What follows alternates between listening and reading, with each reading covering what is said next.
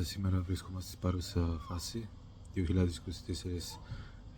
2 Δεκεμβρίου, 3 Δεκεμβρίου, Τρίτη.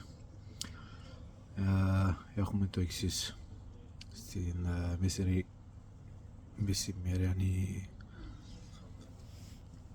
διατροφή. Εδώ έχουμε σολομό, 2 μερίδες ανά 100 γραμμάρια,